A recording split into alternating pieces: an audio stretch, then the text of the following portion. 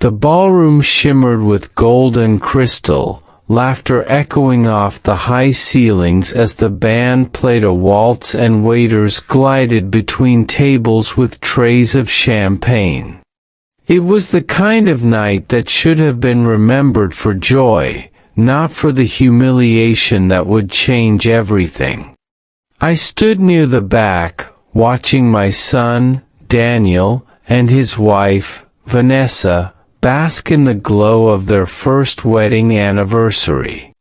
Vanessa was radiant in a designer dress, her family clustered around her, their voices a chorus of privilege and polished smiles. I'd been invited out of obligation, not affection, and I felt it in every sideways glance, every forced greeting. The air was thick with the scent of roses and expensive perfume, but beneath it all was a tension I couldn't shake.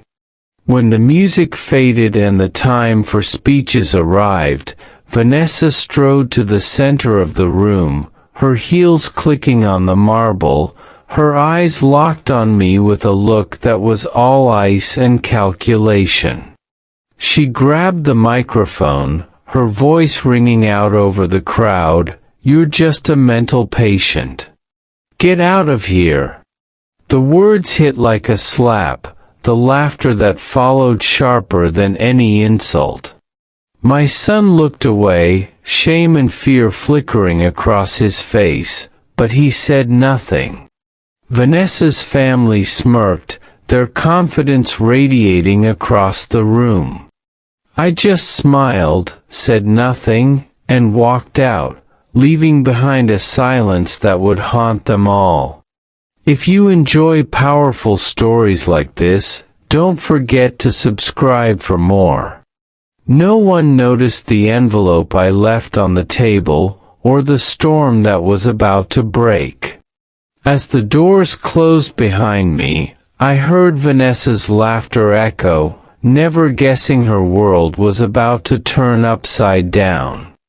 I walked through the cold night air, my heart pounding with a mix of heartbreak and anger, but also with a strange sense of peace. I had spent years being the odd one out, the family embarrassment, the man who never quite fit in with Vanessa's world of CEOs and country clubs. I'd raised Daniel alone after his mother died, built a business from nothing, and poured everything I had into giving him a better life. But somewhere along the way, I'd become a punchline, a burden, a shadow at the edge of every family photo. Tonight, Vanessa had made sure everyone knew it. But what she didn't know was that I'd spent the last year preparing for this moment. I discovered her family's business was built on stolen patents, my patents. I'd gathered evidence, hired investigators, and worked with lawyers to build an $87 million lawsuit. The envelope I left behind contained the first shot in a war she never saw coming. As I walked away from the ballroom, the city lights glittering in the distance, I felt the weight of years of humiliation lift from my shoulders. I was done being the family embarrassment. The next morning, Vanessa's laughter would turn to panic as lawyers arrived at her office, serving papers in front of her staff. The family never saw my final move coming, and by the time they realized who really held the power, it would be too late. The next morning, the world shifted. I woke to a phone vibrating off the nightstand, the screen lit up with missed calls from numbers I didn't recognize and a single, terse text from Daniel, "Dad, what did you do?" I ignored it, letting the silence speak for me. By noon, the news had broken. CEO family accused of $87 million patent theft, and the story was everywhere, on the radio, in the local paper, even on the TV in the corner of the diner where I ate breakfast alone. Vanessa's face, once the picture of confidence, now stared back at me from a grainy photo, her eyes wide with shock as lawyers served her papers in the lobby of her father's company. The lawsuit was airtight, years of evidence, every patent, every forged signature, every email between Vanessa's father and his cronies, all laid out in black and white. My lawyer, a bulldog named Carter, called to update me. "They're scrambling, Franklin. The board's in chaos. The stock's already tanking. You did it." I felt a strange mix of satisfaction and sorrow. I thought of Daniel, caught between two worlds, his loyalty tested in a way I'd never wanted for him. He called again, his voice raw with confusion and fear. "Dad, you can't do this. You'll ruin everything. Vanessa's family, they're powerful. They'll destroy you." I listened, my heart aching, but I stood firm. "This isn't about revenge, son. It's about respect.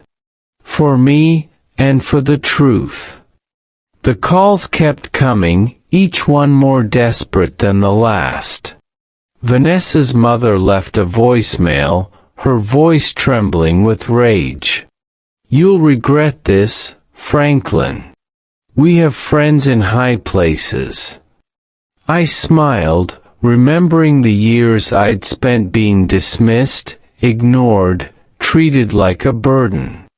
Those days were over. The media storm grew, reporters camped outside Vanessa's office, her social media flooded with questions and accusations. Daniel stopped answering my calls, his silence a wound I tried not to pick at. I spent my days meeting with Carter, reviewing documents, preparing for the fight ahead. At night, I walked the fields of my farm, the land I'd built with my own hands, the legacy I refused to let be stolen. The community rallied around me, neighbors dropping off casseroles, old friends calling to offer support, even strangers sending letters of encouragement. For the first time in years, I felt seen, respected, and strong. But beneath the satisfaction was a current of grief, for the son I might lose, for the family that had never truly accepted me, for the years wasted trying to fit into a world that would never be mine. As the sun set over the fields, I made a promise to myself, I would see this through, no matter the cost.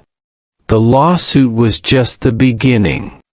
The real battle, one for dignity, justice, and the soul of my family, was about to begin.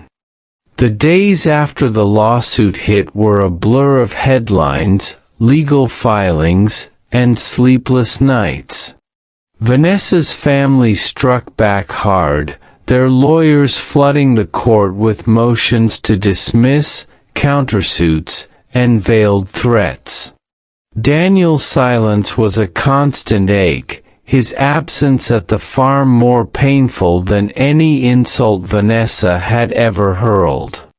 I spent my mornings walking the fields, the land that had been my anchor through every storm, and my afternoons in Carter's office, reviewing evidence and preparing for the onslaught.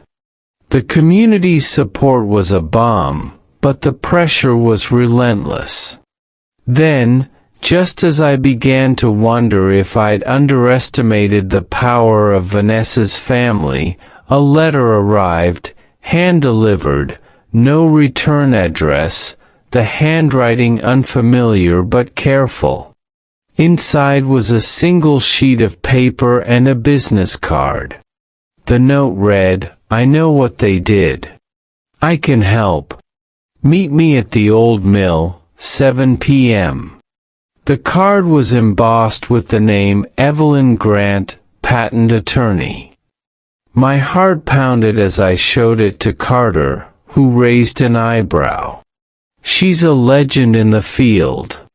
If she's reaching out, it means she has something big. That evening, I drove to the old mill, the sun setting in a blaze of orange and purple, the air thick with the scent of cut hay and river water.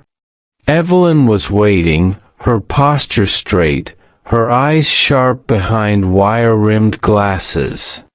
"Mr. Hayes," she said, shaking my hand with a grip that belied her age.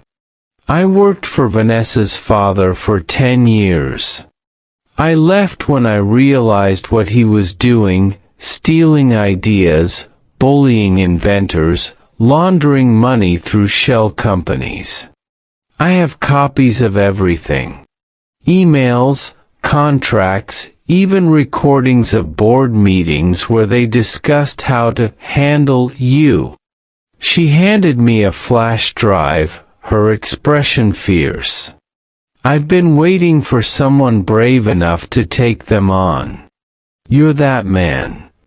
Relief and gratitude flooded me, but so did a new sense of responsibility. "Why now?" I asked. Evelyn's gaze softened. "Because I saw what they did to you at the anniversary. Because I know what it's like to be dismissed, underestimated, called crazy. And because I believe in justice." We talked for hours, piecing together the final threads of the case. With Evelyn's evidence, Carter was able to file a motion for summary judgment, forcing Vanessa's family to produce documents they'd tried to hide. The next day, Daniel showed up at the farm, his face drawn, his eyes red.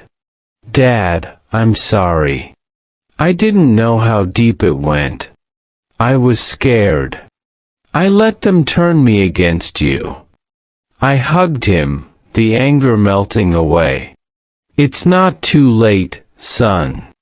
But you have to stand with me now." Daniel nodded, his resolve hardening. "I will."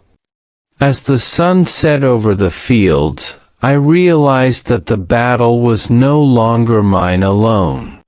With Carter, Evelyn, and Daniel by my side, I finally believed we could win. The courtroom showdown was coming, and this time, I was ready to face it head-on, with the truth as my weapon and my family's future on the line. The days leading up to the trial were a storm of depositions, subpoenas, and whispered threats, the air around the farm charged with a tension that made every sunrise feel like the calm before a tornado. Franklin found himself sleeping less, his mind racing with strategy and worry, but also with a strange sense of anticipation. Daniel was at his side every day now, helping with chores, reviewing documents, and slowly rebuilding the trust that had been shattered by years of silence and manipulation. Carter and Evelyn worked late into the night, their office a war room of evidence and legal maneuvers. Then, just as Franklin began to believe they had the upper hand, the betrayal came. It started with a phone call from Carter, his voice tight with anger. "Franklin, we have a problem. Someone leaked our witness list to Vanessa's lawyers. They're trying to intimidate Evelyn, and one of our key witnesses just recanted his statement." Franklin's stomach dropped. "Who?" Carter hesitated. "It was your old friend, Bill. He's been meeting with Vanessa's father. They offered him a job, double what he makes now. He took it. The news hit Franklin like a punch. Bill had been his neighbor for 20 years, a man he'd trusted with secrets and Sunday barbecues. Now, he was just another pawn in Vanessa's family's desperate game. The betrayal stung, but it also steeled Franklin's resolve. He called Daniel, his voice shaking with anger and disappointment. "We can't trust anyone but ourselves, son." "Not now." Daniel nodded, his own face hardening. "We'll get through this, Dad. We still have the truth." That night, as Franklin walked the fields, the moon high and cold above the barn, he thought of all the ways he'd been underestimated, dismissed, and betrayed, not just by Vanessa and her family, but by people he'd once called friends. He realized that the fight for the farm was about more than land or money. It was about dignity, about refusing to be bullied or silenced, about standing up for what was right even when it meant standing alone. The next morning, Carter and Evelyn arrived with new evidence, an anonymous tip from inside Vanessa's father's company, a whistleblower who had seen enough. "They're scared, Franklin," Evelyn said, her eyes fierce. "They know they're losing." As the trial date approached, the pressure mounted. Vanessa's family tried every trick, delaying tactics, smear campaigns, even a last-minute offer to settle for a fraction of the farm's value. Franklin refused. "We go to court," he told Carter. "We finish this the right way." The night before the trial, Daniel sat with Franklin on the porch, the air thick with the scent of cut grass and the promise of rain. "I'm proud of you, Dad," he said quietly. "No matter what happens tomorrow." Franklin smiled, his heart full. "I'm proud of you too, son. We're in this together." As thunder rumbled in the distance, Franklin felt a calm settle over him. The betrayal had hurt, but it had also revealed the truth, that real strength comes not from power or money, but from the courage to keep fighting, even when the odds are against you. The courtroom showdown was coming, and Franklin was ready to face it with everything he had left. The courthouse was packed on the first day of the trial, the air thick with anticipation and the low hum of whispered speculation. Franklin sat at the plaintiff's table, Daniel and Evelyn at his side, Carter shuffling papers with the calm focus of a man who knew he was holding a winning hand. Across the aisle, Vanessa's family looked like a fortress of silk and steel, her father's jaw set, her mother's lips pressed into a thin line, Vanessa herself pale but defiant, her eyes darting between the judge and the gallery. The opening statements were tense, each side painting a different picture, Franklin as a stubborn old man clinging to the past, or as a wronged inventor fighting for justice. The judge listened, his face unreadable, but Franklin saw the flicker of interest when Carter mentioned the whistleblower. The first witnesses were predictable: accountants, former employees, neighbors who spoke of Franklin's character and the farm's history. But then Carter called the surprise witness, a young woman named Lila, who had worked as Vanessa's personal assistant for 2 years. Vanessa's face went white as Lila took the stand, her hands trembling but her voice clear. "I was asked to shred documents, to forge signatures, to deliver envelopes full of cash to city officials. I kept copies of everything." She handed a folder to the bailiff, who delivered it to the judge. The courtroom held its breath as the judge flipped through the pages, emails between Vanessa and her father, instructions to make sure Franklin never sees this, bank transfers to offshore accounts, and a recording of Vanessa laughing about how easy it was to push the old man out. The defense lawyer sputtered objections, but the judge waved him off. "This evidence is admissible. Continue, Ms. Grant." Lila's testimony was devastating, her courage breaking the last of Vanessa's composure. Vanessa's father tried to glare her into silence, but Lila met his gaze with quiet defiance. "I was afraid," she said, her voice trembling. "But I couldn't let them ruin an honest man's life." The gallery erupted in whispers, reporters scribbling furiously, the tide of the trial turning in an instant. Daniel squeezed Franklin's hand, his eyes shining with hope and relief. "We've got them, Dad," he whispered.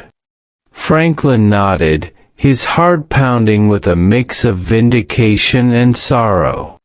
He looked at Vanessa, her mask of arrogance shattered, her future unraveling before her eyes. The judge called a recess, his voice stern. "We will reconvene tomorrow. I expect both sides to be prepared for closing arguments." As the courtroom emptied, Franklin hugged Lila, gratitude and pride mingling in his chest. "You saved us," he whispered.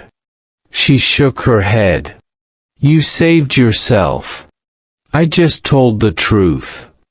That night, as Franklin walked the fields under a sky full of stars, he realized that the battle was almost over. The truth was out, the lies exposed, and for the first time, he believed that justice was within reach. But he also knew that the final verdict would test not just the law, but the strength of his family, and the meaning of forgiveness. The morning of the final arguments dawned gray and heavy, the courthouse shrouded in a hush that felt like the world holding its breath. Franklin arrived early, the weight of the past year pressing on his shoulders, but his resolve sharper than ever. Daniel walked beside him, no longer the uncertain son of months ago, but a man who had found his voice in the crucible of family and betrayal. The courtroom was packed, the gallery buzzing with anticipation, reporters jostling for seats, and neighbors craning to see the drama unfold. Vanessa's family looked battered, their confidence eroded by days of damning testimony and the relentless march of evidence. But as the judge called the court to order, Vanessa's father stood, his lawyer at his side, and made a final, desperate move. "Your Honor, we request a mistrial. The plaintiff's evidence was obtained illegally, and the witness was coerced." The words sent a ripple of shock through the room.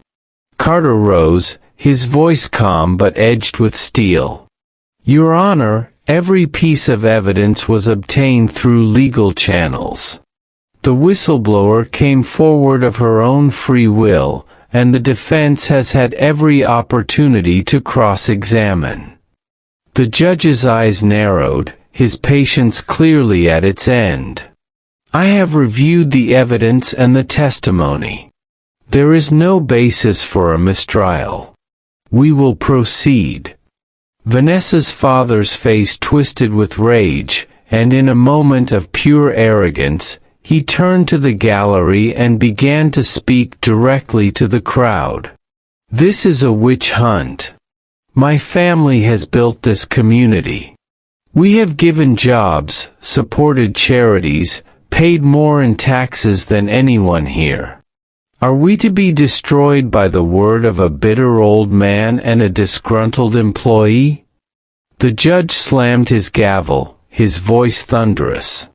"Mr. Grant, you are out of order. If you continue, I will hold you in contempt." The room fell silent, the power dynamic shifting in an instant. Franklin stood, his voice steady and clear. "Your Honor, I have nothing to add. The evidence speaks for itself. I only ask for justice, for my family, for my son, and for the truth."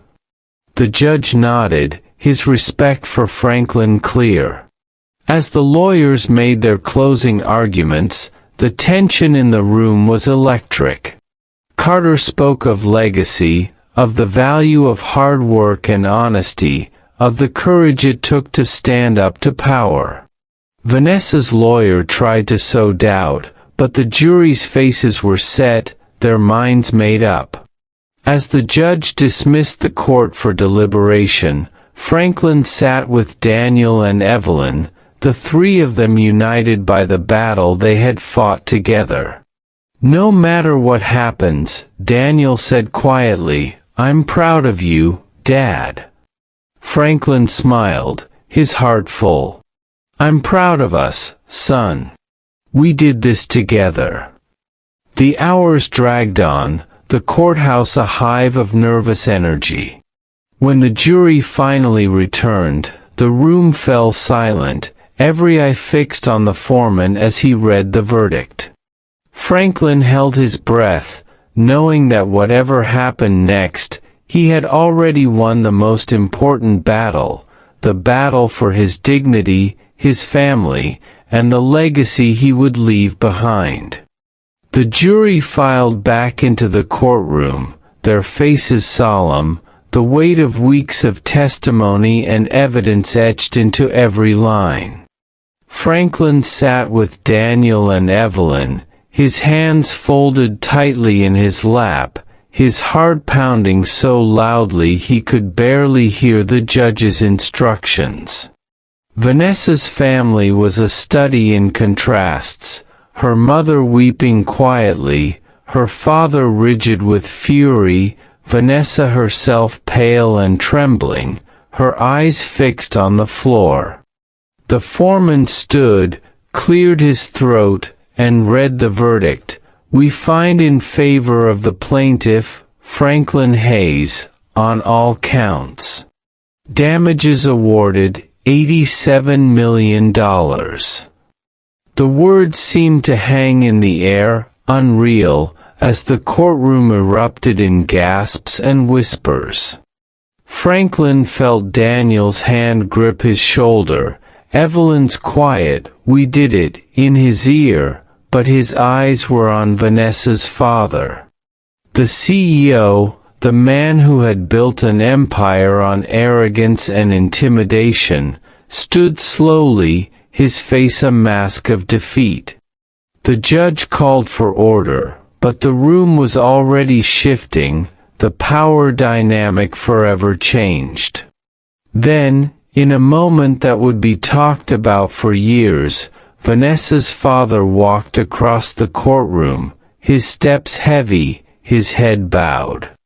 He stopped in front of Franklin, and in front of the entire room, reporters, lawyers, family, and strangers, he bowed deeply. "I'm sorry," he said, his voice breaking, the words barely more than a whisper. "I was wrong." The room went silent, the shock of humility from a man who had never admitted fault before more powerful than any verdict. Vanessa's face turned ashen, her arrogance dissolving into tears. Daniel wept openly, the realization of what had been lost and what had been saved crashing over him. Franklin stood, his own eyes wet, and offered his hand. "It's never too late to do the right thing," he said quietly. The CEO took it, his grip trembling, and for a moment, the years of bitterness and betrayal seemed to fade. The judge thanked the jury, dismissed the court, and the gallery erupted in applause. Reporters rushed to capture the moment, their cameras flashing, but Franklin barely noticed. He hugged Daniel, Evelyn, and even Lila, the whistleblower who had risked everything to tell the truth. As they left the courthouse, the sun broke through the clouds, the city bathed in golden light. Franklin felt a peace settle over him, the kind that comes from knowing you have stood your ground, spoken your truth, and changed the course of your family's story. The CEO's bow was more than an apology. It was a recognition of dignity, a surrender to justice, and a promise that the past would not be repeated.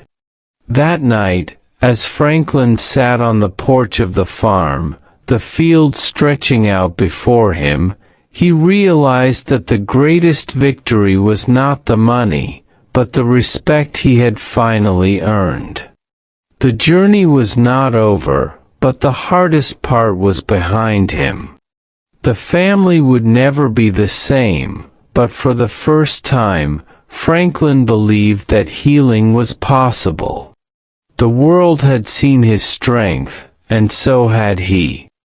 The drive back to the farm was a journey through memories and new beginnings, the city's noise fading behind Franklin as the fields opened up before him, golden in the late afternoon sun. Daniel rode beside him, silent at first, the weight of the verdict and the CEO's bow still settling in.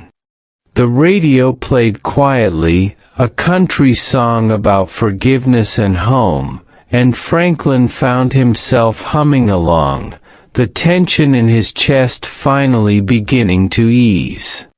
When they pulled into the driveway, neighbors were waiting, some with casseroles, others with handshakes and hugs, all eager to welcome Franklin back as more than just a survivor, but as a man who had stood up for himself and for the land that had shaped him.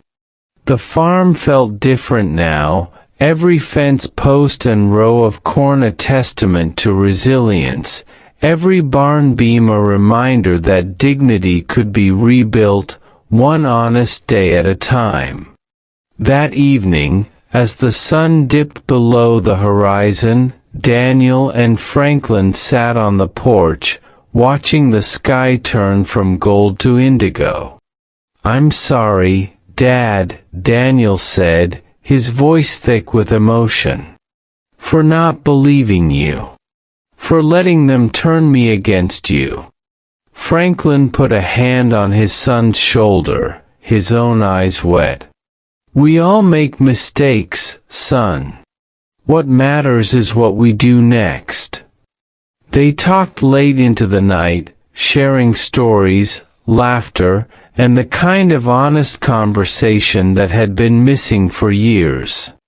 The next morning, Franklin met with Carter and Evelyn to discuss the future. The $87 million verdict was more than a victory, it was a responsibility. Franklin decided to donate a portion to mental health charities, turning Vanessa's cruel words into a legacy of hope for others. He set up a scholarship fund for local students, invested in new equipment for the farm, and started a mentorship program for young farmers. The community rallied around him, their respect for his strength and generosity growing with each new project. Even those who had once doubted him now saw him as a leader, a man who had faced down power and won. As the weeks passed, Franklin found peace in the rhythms of the land, planting, harvesting, teaching Daniel the old ways and learning new ones together. The pain of the past lingered, but it no longer defined him. Instead, he chose to remember the lessons learned, that dignity is worth fighting for, that forgiveness is a gift you give yourself, and that family, at its best, is a place where even the deepest wounds can be healed. As the farm flourished and the community thrived, Franklin realized that the greatest revenge was not in payback, but in living well, loving deeply, and leaving the world better than he'd found it. The farm was alive with the sounds of summer, cicadas buzzing in the tall grass, the distant laughter of children playing by the pond, the steady rhythm of work and hope restored.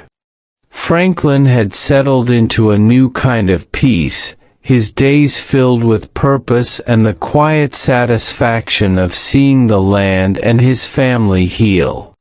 Daniel had become his right hand, their bond stronger than ever, and the community's respect was no longer tinged with pity but with genuine admiration.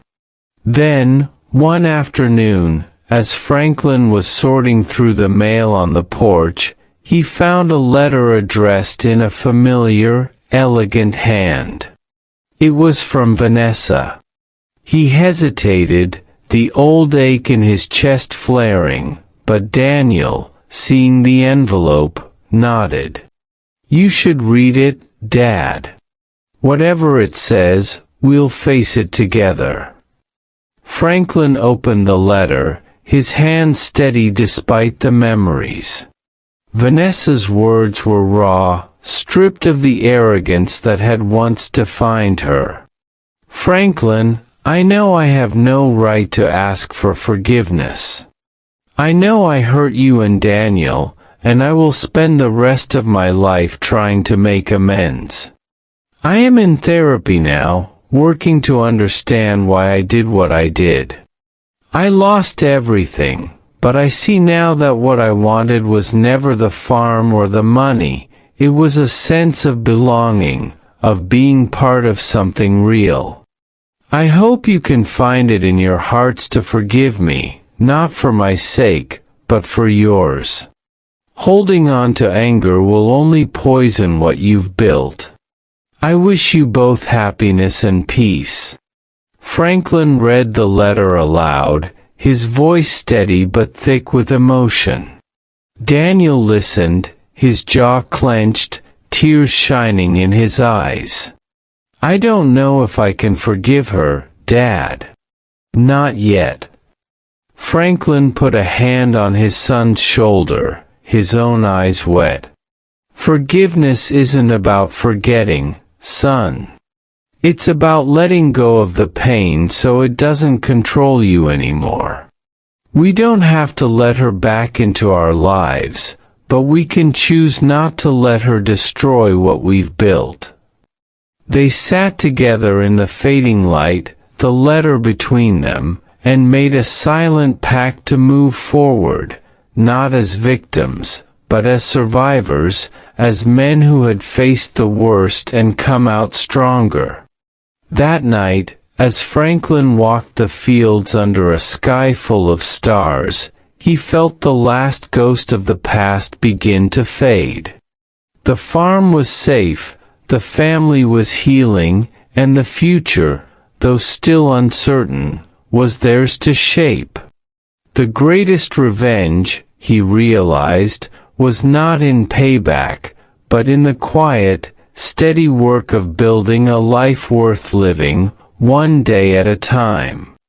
The day of the farm's first community festival dawned with a sky so blue it seemed to promise a new beginning. Franklin woke early, the air alive with the scent of fresh-cut hay and the distant sound of neighbors setting up tables and tents along the gravel drive. Daniel was already outside, directing volunteers, his laughter ringing out as he helped children carry baskets of apples and jars of homemade jam. The barn, once a place of secrets and shame, was now strung with lights and bunting, the doors thrown open to welcome everyone who had stood by them through the storm. As the sun climbed higher, the fields filled with people, old friends, new faces, families who had come to see what hope looked like when it was planted and tended with care. Franklin moved through the crowd, shaking hands, accepting hugs, and listening to stories of how the farm's transformation had inspired others to fight for their own families, their own dignity. The mayor gave a short speech, praising Franklin and Daniel for their courage and generosity, and presented them with a plaque, for turning pain into purpose, and for showing us all that forgiveness is the greatest harvest. As the afternoon wore on, music and laughter filled the air, children raced through the corn maze, and the smell of barbecue drifted from the grills. Franklin found himself at the center of it all, his heart full as he watched Daniel teach a group of teenagers how to plant seedlings, his own hand steady as he poured lemonade for a line of thirsty guests. Evelyn, Carter, and even Lila were there, their friendship now a permanent part of the farm's story. As dusk fell and the first stars appeared, Franklin took the stage, the crowd growing quiet as he spoke. "This farm has seen its share of storms," he said, his voice steady. "But it's also seen the power of second chances. We've learned that family isn't just about blood or land, it's about the people who stand by you when things fall apart, and the courage to forgive when it would be easier to walk away."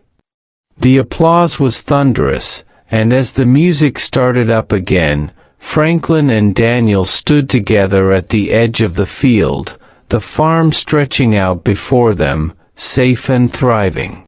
"We did it, Dad," Daniel said quietly. "We really did." Franklin put an arm around his son's shoulders, his heart overflowing with gratitude. "We did it together, son. And we'll keep doing it, one day at a time." The pain of the past would never fully disappear, but it no longer defined them. Instead, they chose to remember the lessons learned, that dignity is worth fighting for, that forgiveness is a gift you give yourself, and that the truest legacy is not land or money, but the courage to love, forgive, and begin again.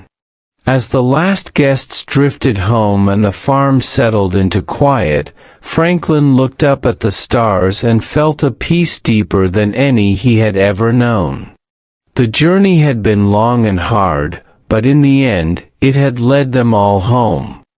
The morning after the festival, Franklin Hayes woke before dawn, the house still and quiet, the air tinged with the scent of wood smoke and dew.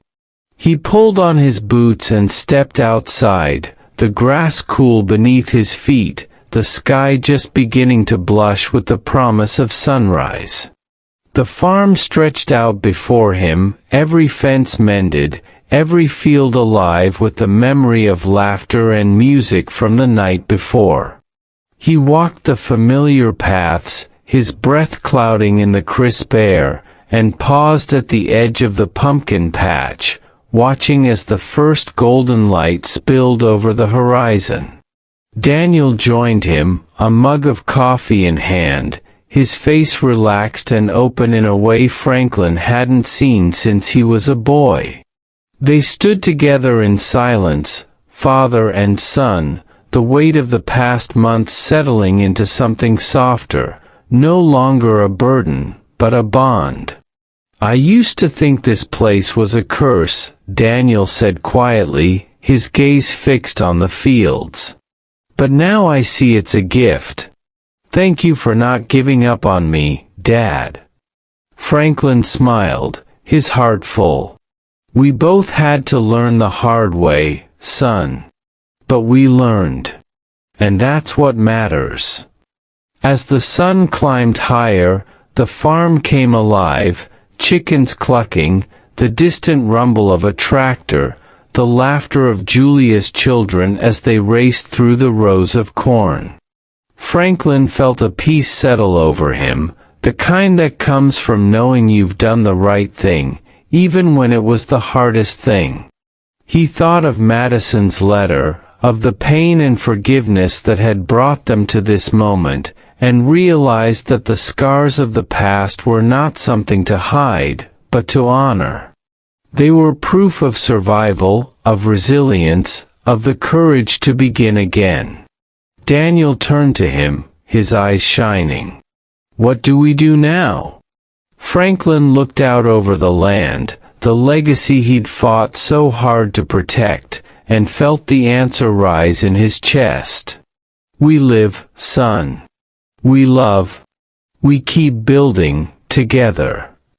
As they walked back to the house, the sun warming their backs, Franklin knew that the story of the Hayes farm would be told for generations, not as a tale of betrayal, but as a testament to the power of forgiveness, the strength of family, and the quiet, unbreakable hope that no storm could ever wash away. The journey had been long and hard, but in the end, it had led them home.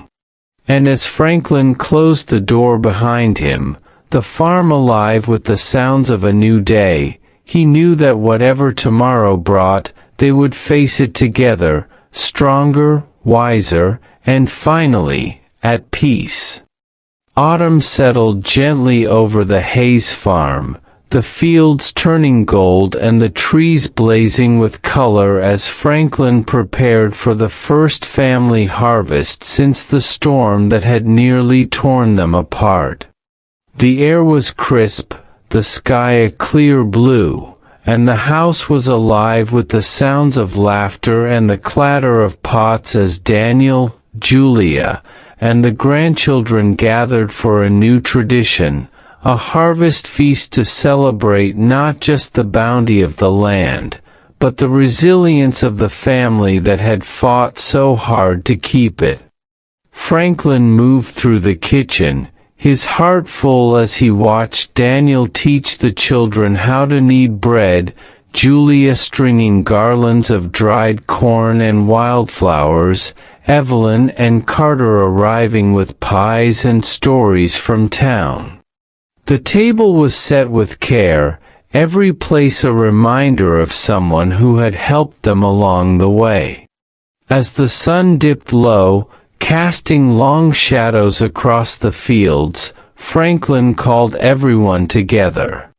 He stood at the head of the table, the weight of the past year settling into something softer, no longer a burden, but a blessing. "This farm has seen its share of storms," he began, his voice steady. "But it's also seen the power of forgiveness, the strength of family, and the hope that comes from never giving up. We've learned that legacy isn't just about land or money, it's about the people you love, the lessons you pass on, and the courage to start again, no matter how many times you fall." The family listened in silence, the firelight flickering in their eyes, the pain of old wounds now woven into the fabric of their story. Daniel raised his glass, his voice thick with emotion. "To Dad, for teaching us what it means to fight for what matters. For showing us that dignity is worth more than pride, and that the greatest revenge is living well." The toast was echoed around the table, laughter and tears mingling as the feast began. As the night wore on, Franklin sat back and watched his family, stronger, wiser, and more united than ever. He thought of Madison's letter, of the forgiveness that had set them free, of the community that had rallied around them, and of the land that would one day belong to Daniel and his children. The pain of the past would never fully disappear, but it no longer defined them. Instead, they chose to remember the lessons learned, that hope is a choice, that love is a gift, and that the truest legacy is the family you build, the lives you touch, and the courage to forgive. As the stars appeared overhead and the world grew quiet, Franklin closed his eyes, grateful for the journey, and ready for whatever tomorrow might bring, knowing that, at last, the Hayes legacy would endure for generations to come.